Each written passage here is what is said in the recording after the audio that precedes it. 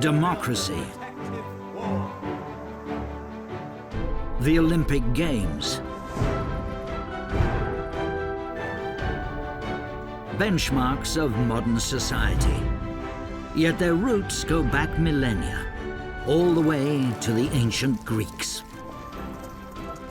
The Romans have given us modern legislature and a sophisticated infrastructure.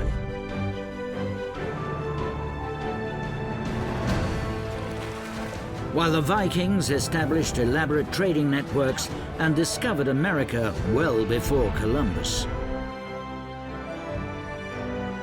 They've all helped forge a new world. The Greeks, the Romans, and the Vikings are the founding fathers of modern Europe.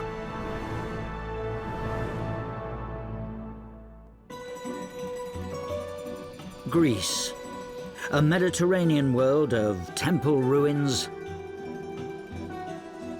white marble sculptures of mischievous gods, and cramped mountain villages glued to rugged coastlines. Islands dot the sea, many of them barren and uninhabited. Extensive olive groves stretch across the mainland, while oak forests dominate the mountains. This is where, almost 3,000 years ago, the story of the Greeks begins. A collection of city-states scattered across the eastern Mediterranean. The mini-kingdoms are constantly at loggerheads. The only connection, their language and their gods. They rule from the top of snowy Mount Olympus. From here, they interfere in human affairs whenever they fancy. Only the 12 most important Greek gods live as one big family on Mount Olympus. The Greeks pictured them like modern-day top models, refined, even features, tall and slender, boasting ideal measurements.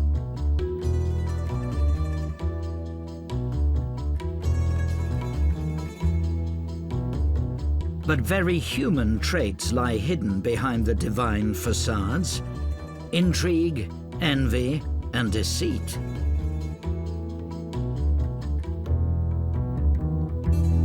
The Greek gods are completely different to the way we imagine gods to be.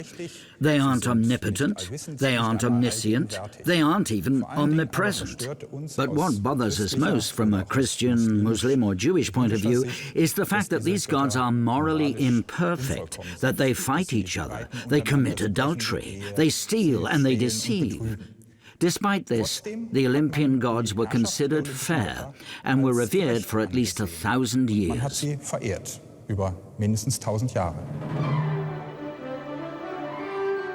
Revered, but also feared, especially when they play with fate. The most colorful character is the powerful father of the gods, Zeus. He can do anything, and his many affairs are legendary. His sister is Demeter, a virgin and a mother all at once, and in charge of harvest and fertility. Her brother, Poseidon, is the irritable god of the sea and likes to sink ships. Athena is said to be a brainchild and represents wisdom and war. Beautiful Aphrodite takes care of love. Although married, she's rarely faithful. Dionysus loves to celebrate with opulent feasts and raucous parties. And finally, Apollo. He's responsible for all sorts of things, not least the Delphi oracle. In ancient Greece, the gods are consulted about everything. Getting their advice means traveling to a holy place, ideally straight to the center of the world, Delphi. An imposing temple hosts the most influential oracle of the time.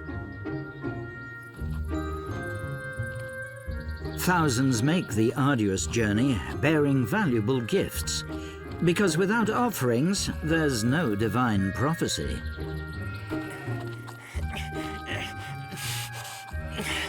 4 drachmas we've handed over for this stubborn beast. Apollo will value it. We'll see about that. Countless ordinary people make the pilgrimage in the hope that fate will take a turn in their favor. Even famous kings like Croesus and Alexander the Great believe in divine prophecy.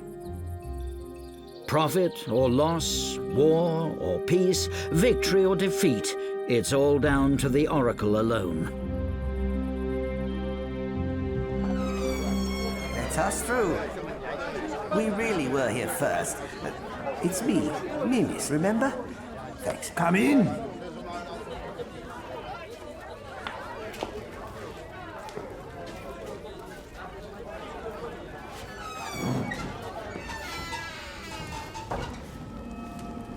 Have you brought gifts for the oracle? Yes, of course, yes. The oracle's prophecies are delivered by a priestess, chosen for her gift of seeing into the future. She can't be addressed directly. The questions go through the priests, who pass them on to the Pythia. The ceremony takes place behind closed doors.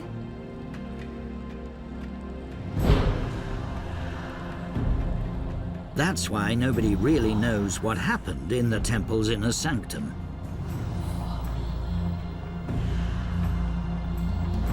Legend has it the Pythia falls into a deep trance during the ritual.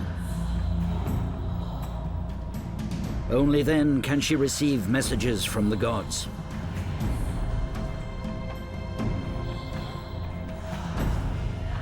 When the priestess finally delivers the prophecy, her language is confused, as if intoxicated. How the women fell into a trance is not clear. They may have breathed in methane and carbon monoxide, which escaped the ground in large quantities. Over time, it can lead to oxygen shortage in the brain.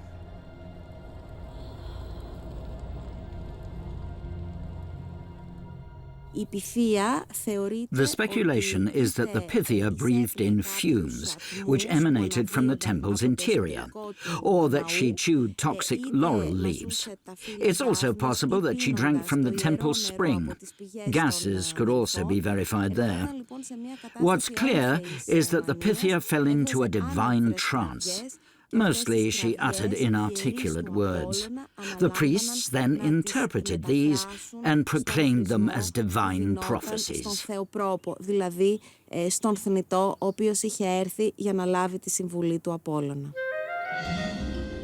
the priests are behind the mysterious prophecies. Powerful men who run a flourishing business in Delphi. Can you tell us what she had to say? It is tough to interpret the words of the gods. But you can tell us something, can't you? Apollo is supportive of you and your plans. And for your generosity, that much I can say. He will reward you well.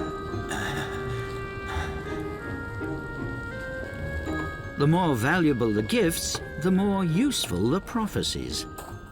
And to ensure that the messages worked for everyone, the priests came up with a clever system. Die Priester hatten ihre Macht. The priests' power came through knowledge. They sent their people right across the world in order to gain insights into what was happening everywhere.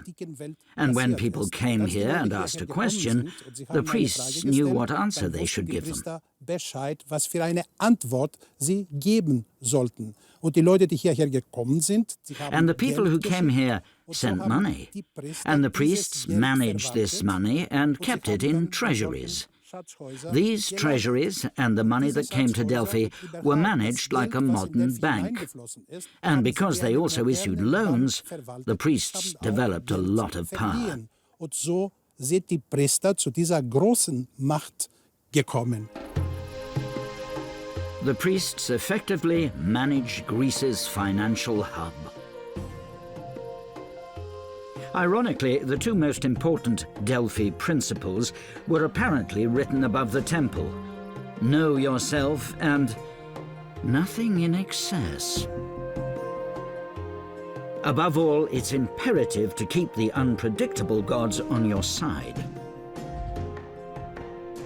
All the city-states trust Apollo with their business.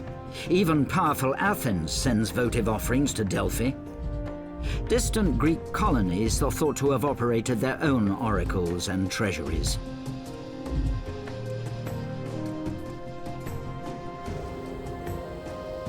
These Greek temples and treasuries have continued to fascinate us over the centuries, from painters, architects, and writers to countless modern tourists, including the Temple of Selinunt in Sicily and the Poseidon Temple near Athens. At the time, the old belief systems are still popular, but gradually some thinkers begin to find other explanations.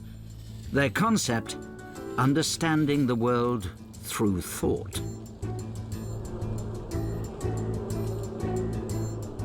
They begin to observe nature in detail. The new-fledged scientists find patterns in the mating behavior of bees and develop new instruments to measure the circumference of the Earth.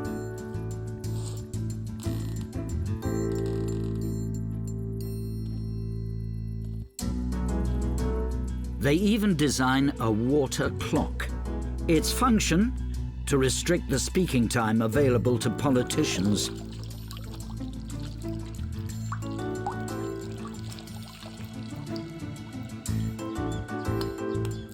First machines appear, including an allotment machine to select and appoint officials. Stories of temperamental gods are no longer enough for these scholars. They want to understand cause and effect and develop scientific laws. They call themselves philosophers and friends of wisdom, and are seen as the founders of modern science. From the 6th century BC onwards, the thirst for knowledge spreads across Greece like wildfire. Schools of thought become the new temples, establishments that lay the foundations for the research centers of today. In the 16th century, Rome picks up on these ancient ideas. Pope Julius II even dedicates a fresco to the great philosophers, which shows them in the School of Athens. One of them is Socrates, who probes Athens's people with uncomfortable questions and concludes, "I know that I know nothing." Plato is the founder of the first school of philosophy in the world. His objective is the search for truth. To his right is his pupil Aristotle, who makes history with the invention of logic.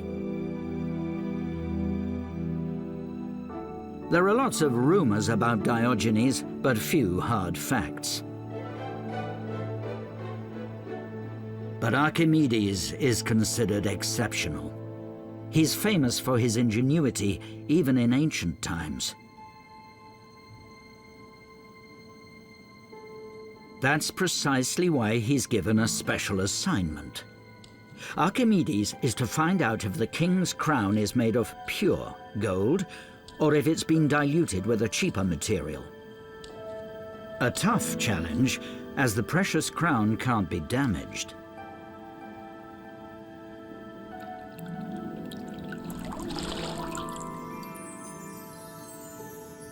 Legend has it that Archimedes has an idea while having a bath. As he gets into a tub of water filled to the brim, some of it overflows.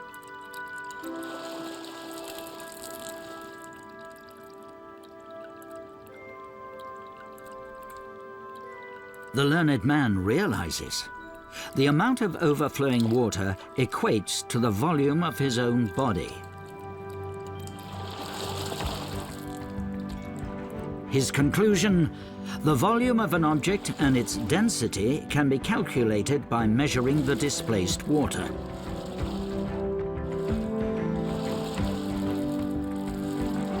Archimedes speculates that the crown's material can also be calculated this way.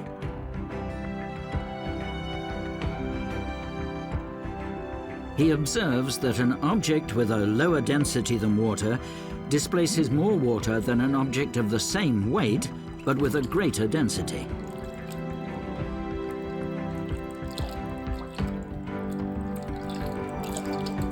Jubilant at his discovery, Archimedes is said to have shouted, "Eureka! I have found it!" and run naked into the street. Archimedes now takes the crown and a lump of gold of equal weight. If the crown is also made of pure gold, both objects should displace the same amount of water. But the crown displaces more. It must have been mixed with another material. Archimedes managed to solve many other conundrums. He's still regarded as one of the brightest brains of all time, and his Archimedes principle has never been topped. But his contemporaries are not far behind him. The scholars of ancient Greece designed the first world maps with longitudes and latitudes. They discover that the Earth is round, and Ptolemy works out how planets and other celestial bodies orbit the Earth. The first steam engine and a water pump are other notable inventions. And the Greeks developed new weapons like the catapult and protective vests for their soldiers. Archimedes formulates the lever rules and lays the foundations for modern mechanics. But also geometry and algebra go back to the scholars of ancient Greece. Much of what we take for granted today originated with the observations, calculations, and conclusions drawn by the great minds of antiquity. Without them, perhaps there would never have been a dome to complete a church. Insights into the building blocks of Earth and nuclear physics might never have developed. The Industrial Revolution at the start of the 19th century might not have happened. And crossing the oceans could have remained no more than a pipe dream.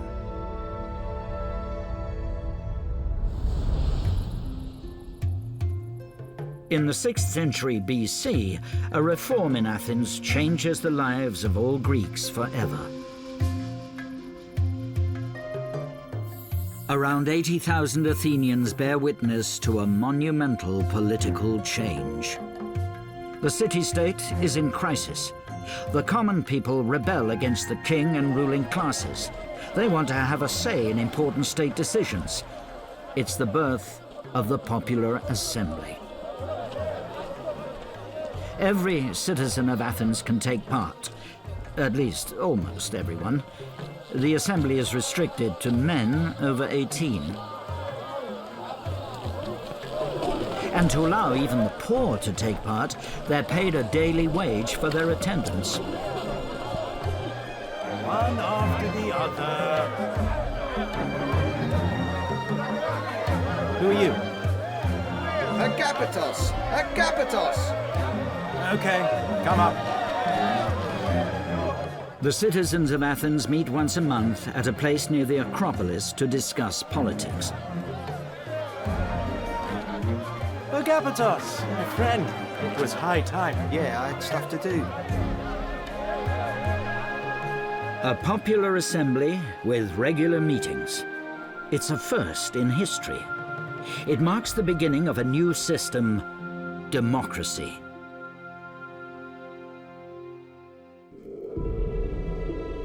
It puts an end to Greece's autocratic rulers, symbolized by the assassination of two noblemen, the tyrannicide. It's a different story in mighty Egypt and the Middle East. Here, regents still rule with godlike authority.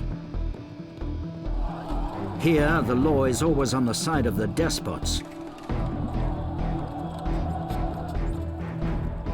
The people have no rights, but are expected to give their lives in battle.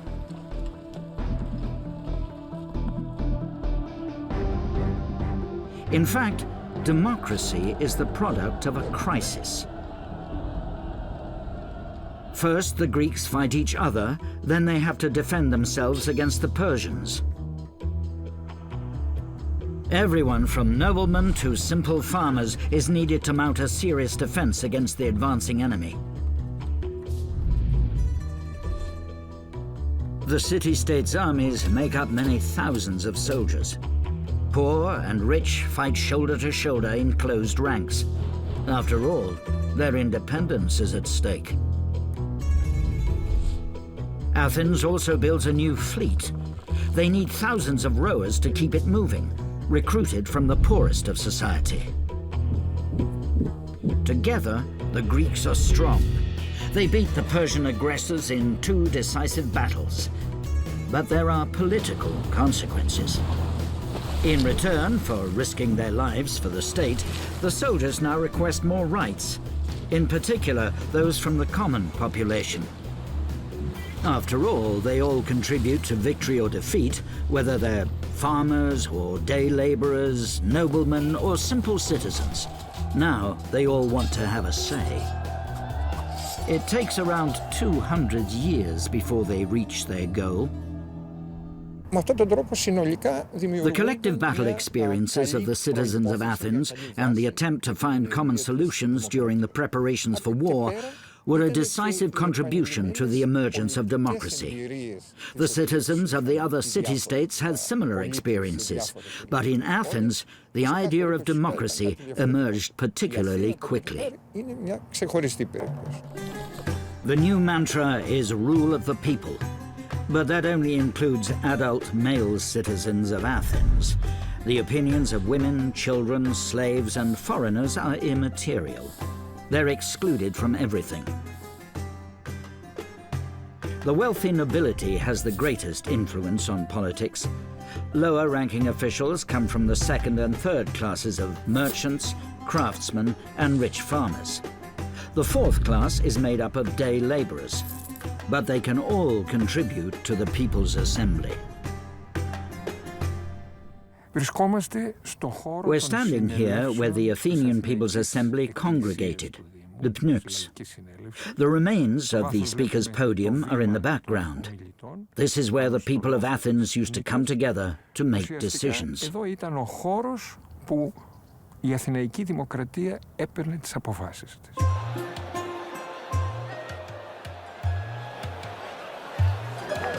Ah, there he is.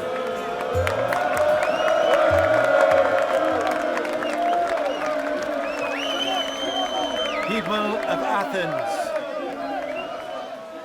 you all know that our fleet is the biggest and strongest in the world. It's just as well. And yet, our peace remains fragile. What if one day the access to the harbor is cut off? It is high time to build a protective wall from Athens to Piraeus. Easily said. And who is to pay for all this? Listen up. The rich will get an extra tax for the building of the wall.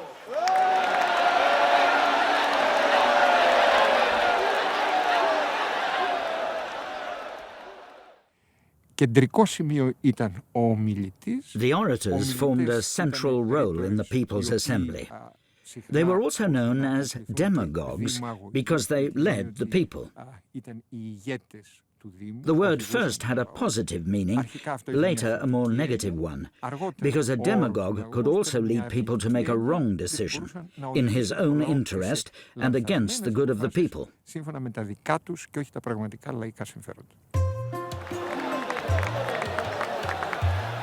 Citizens of Athens, I ask you, do you want to live in prosperity and defy our enemies? Then vote to build the protective wall. Say yes. Say yes. Just say yes. Does anyone want to say anything? Now is the time. He should come forward and talk to all of us here.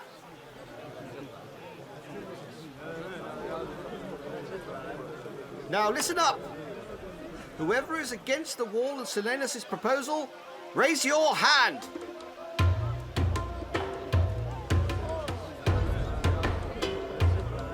Right.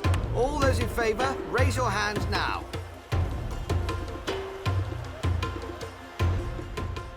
It's the voice of the ordinary man that counts.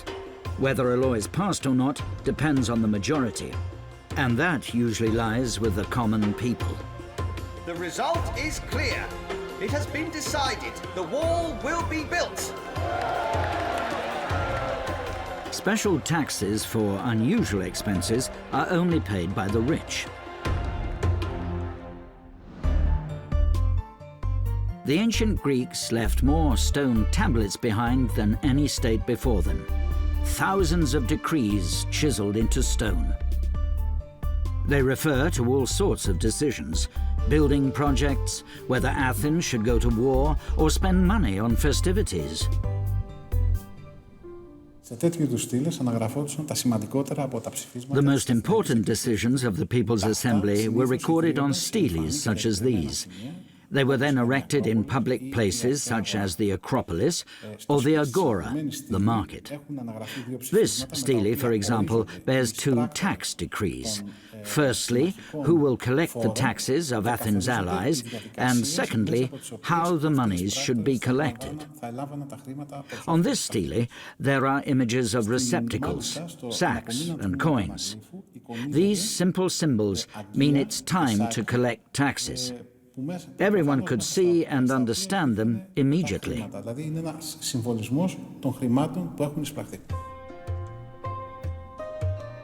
The word phoroi, or taxes, appears frequently, but they were only issued when needed as one-off payments. When the People's Assembly passes a law, it's effective immediately, and everyone can read about it on the stone tablets. Anyone unable to read can ask a municipal reader to recite it for them.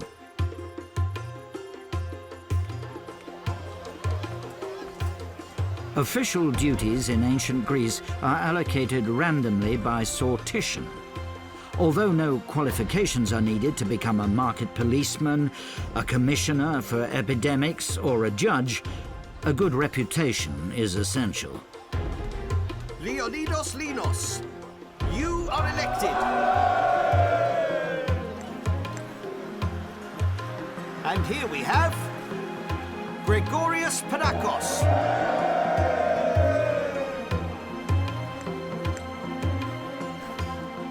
And also Galamis has been elected. The Greeks invented the allotment machine especially for this purpose. Two are positioned at the entrance of the place of assembly. Slots on the front are divided into 5 columns. Each column relates to a letter in the alphabet, and every letter represents a group of candidates.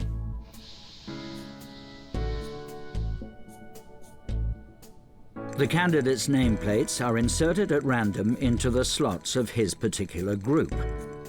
Black and white marbles are then thrown into the allotment machine to select names. White means elected, black, not elected.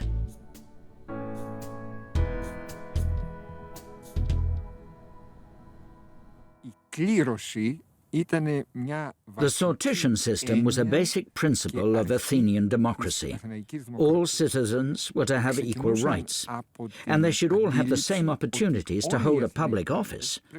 Only very high-ranking positions, such as Commander-in-Chief of the Army, weren't allocated at random.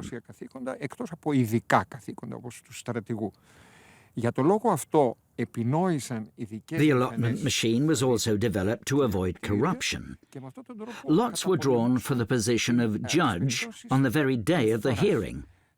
The selected person had to go to the trial immediately, so it was completely impossible to influence or bribe a judge.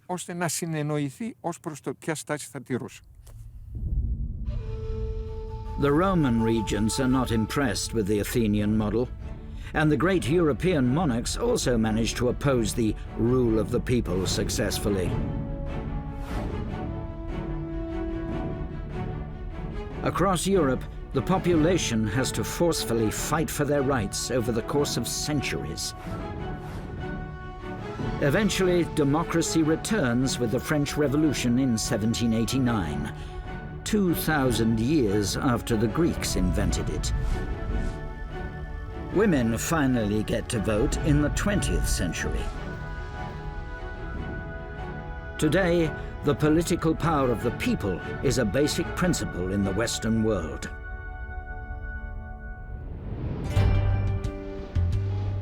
But in ancient Greece, anyone wishing to become a politician also needs to be a good warrior. Physical fitness is compulsory for young men.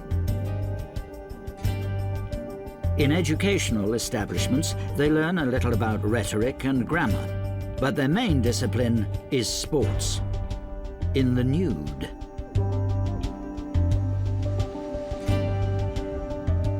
In fact, the word gymnasium simply means naked place.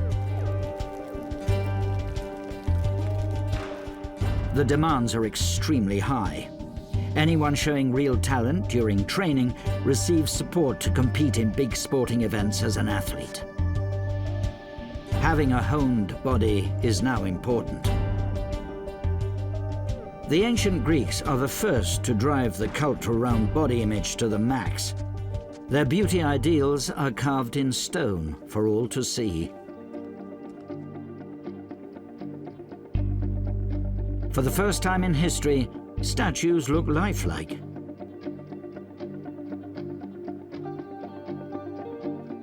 Their flawlessness still stands as an idea of absolute beauty.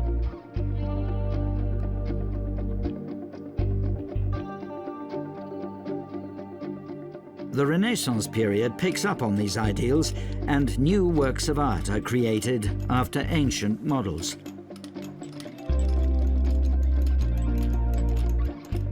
But for these artists, it's less about immaculate beauty than about the perfect reproduction of the human anatomy. And no Renaissance man would ever have put his own body through such tough training.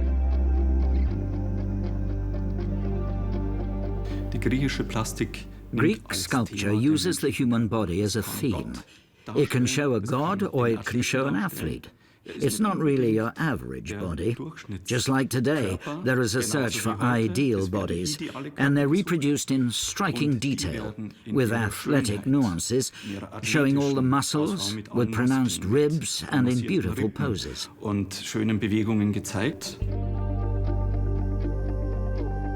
These 2,000-year-old beauty ideals are still current, even if today few take such care to keep their bodies in shape.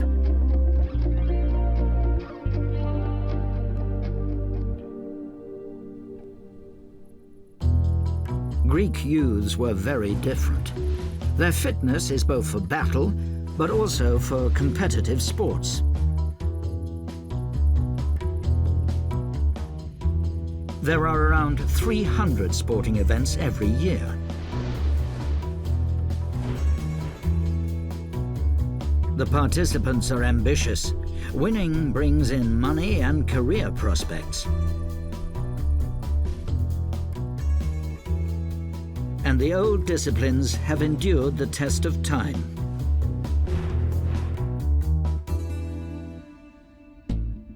Discus has been around since the very beginning. Javelin, too. Both require strength and a superior technique. Fist fighting was also introduced by the Greeks, although the rules have become much stricter. And in the 21st century, the thrill of the race still fascinates. The Greeks' biggest sporting event takes place once every 4 years in Olympia. Messengers are sent throughout the land to announce the start of the games. All the city-states are invited, even those at loggerheads. The competition is marked by an armistice throughout the Greek world, the Olympic peace. Originally, the spectacle is held in honor of Zeus and regularly attracts tens of thousands of visitors. The facilities are remarkable. Sports halls are at the athletes' disposal for training. They are to have everything they need. And just like today, the sportsmen are superstars. If they win. The winners receive a laurel wreath and secure eternal fame. Milon of Croton is a legend. A wrestler, also known as Fatty, he devours 8 kilos of meat every day. Theogenes, a fist fighter. He claims 1,300 victories, and his statue is said to have healing powers. And there's the notorious wrestler Arachion. Even as he lies dying, he's said to have dislocated his adversary's toe. But there are also some famous losers. Apollonius is excluded for being late for the competition. Eupolis is shown to be corrupt, and a different Theogenes is punished severely for boring the audience. But in the 5th century AD, the peaceful competitions come to an abrupt end. The Christian emperor Theodosius forbids heathen cults, including the Olympic Games. The venue disappears, first beneath a new city, then under meter-high rubble. Archaeologists rediscover the ruins in the 19th century. Olympia becomes famous once again, and in 1896, the first modern Olympic Games take place in Athens. Soon, women are also allowed to take part. Later, it is opened up for other races too. And in the globalized world of the 21st century, the Olympic Games have become a staple. They stand as an eternal symbol for peaceful communication between people.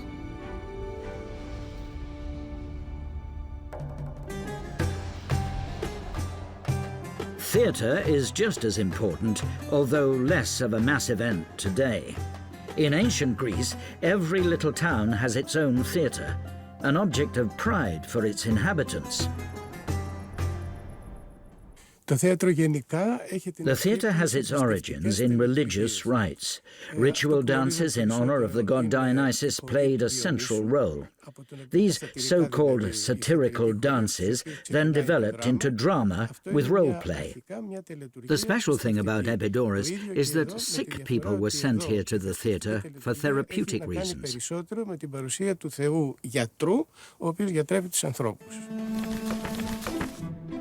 Performances follow strict rules, and every piece is performed only once.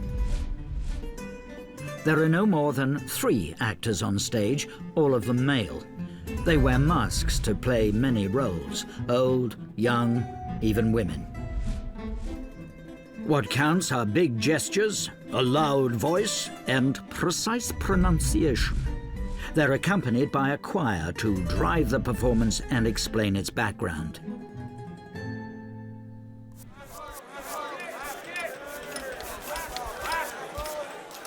Why are they not ready?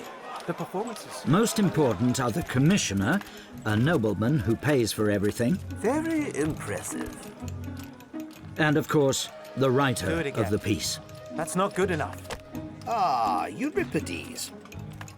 Your new piece seems to be spectacular again. Yes, of course. When I think of your last pieces, I don't want to doubt your great work. Just say what but you think.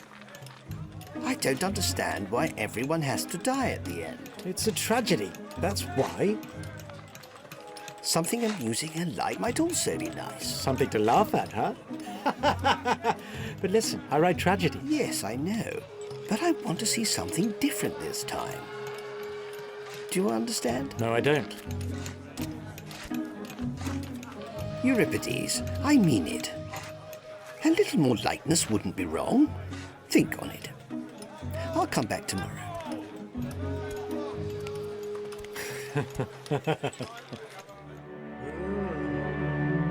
The epos are tragic heroes' tales, written in verse form and rather long-winded, like Homer's epics.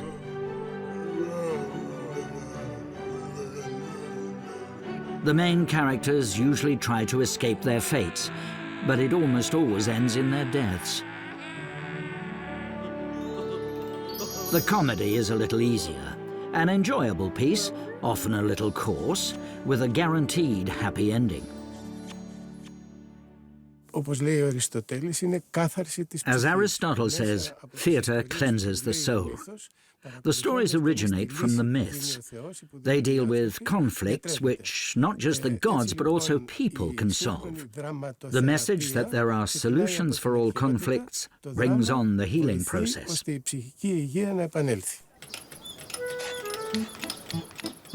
As long as the audience can actually hear the director's message, Greek theatres could hold up to 14,000 people.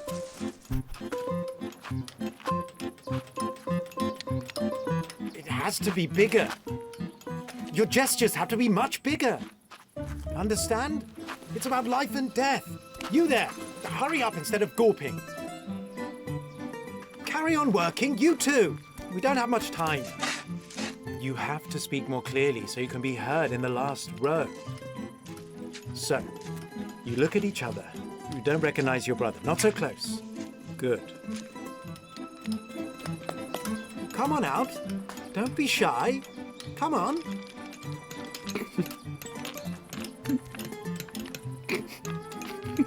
The hair looks good. Stop laughing.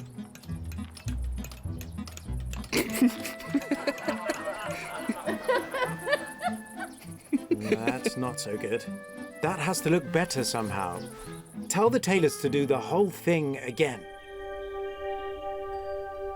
In the theatre of Epidaurus, every single word can be heard right up to the last row. The structure is famous for its exceptional acoustics.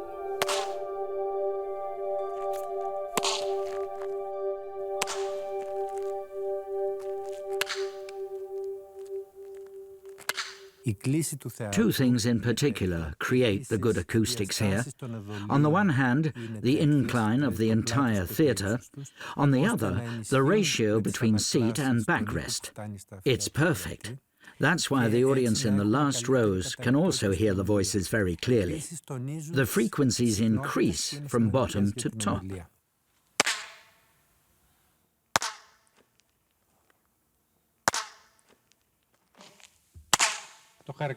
It's typical that the echo concentrates here.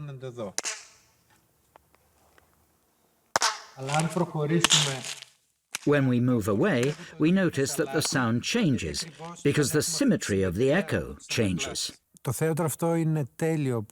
Epidaurus has perfect acoustics, but we don't know if the Greeks had a plan. Did they make exact calculations, or was it just experience? That will remain their secret.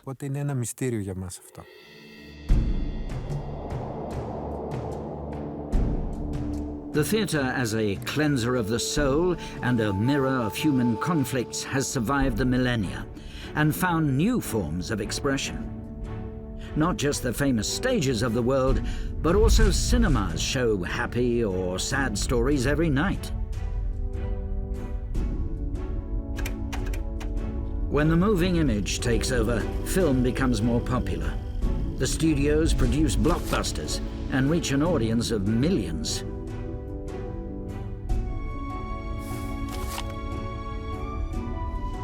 Over the course of the centuries, new heroes conquer the big screen and stage. But their stories follow an old pattern. There are comedies and tragedies.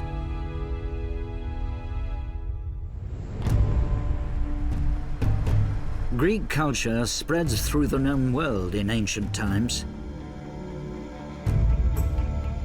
Responsible is Alexander the Great, the king of Macedonia.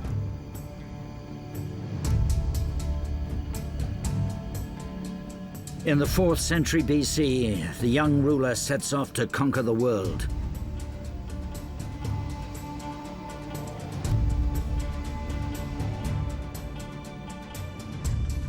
He forces the Greek city-states to unite under his rule and creates an empire.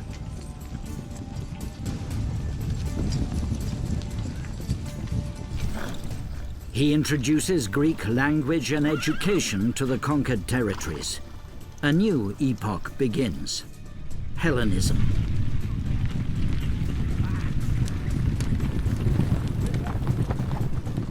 The Greek conqueror takes his inheritance from his hometown of Pella all the way to India.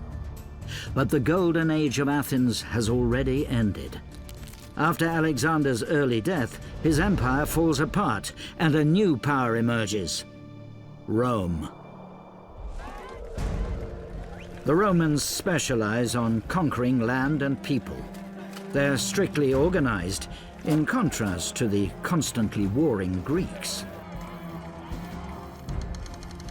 Their commanders have no trouble in overrunning the small city-states once and for all.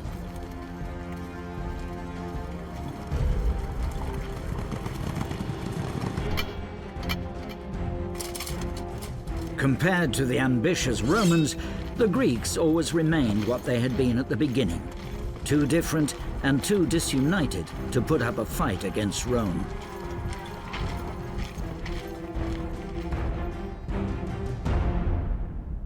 The Romans are attentive pupils and very consciously take on the Greek inheritance. They spread Greek culture further throughout Europe, because the Romans understand the Greeks' unique contribution, whether it be education, literature, or theatre.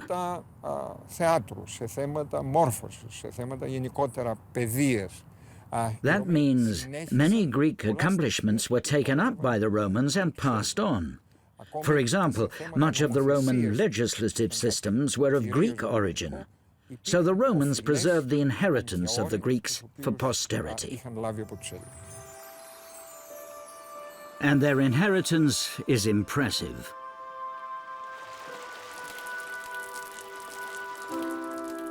Their tireless search for explanations leads the Greeks to uncover the universal laws of nature and lay the foundations for modern science.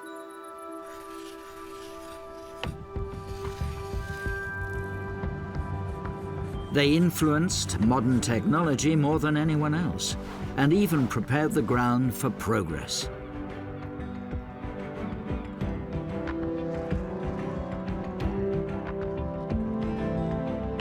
Thanks to their research, we can today survey not only the world, but also space. Their art of telling stories gives rise to the great works of world literature and inspires the film industry. Their theatres are the models for huge arenas, which accommodate tens of thousands of people for mega shows.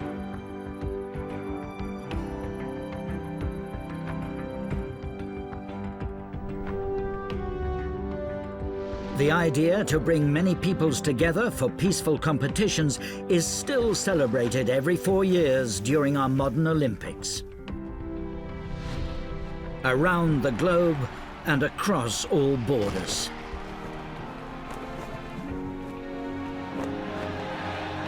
But the most important influence of ancient Greece today is the idea that the citizens rule their state and control it through laws made by the people. Many members of the European Union would probably not be democratic today without the reforms of the ancient Greeks. And not just Europe. The democratic thought of government of the people, by the people, for the people was formulated by Abraham Lincoln.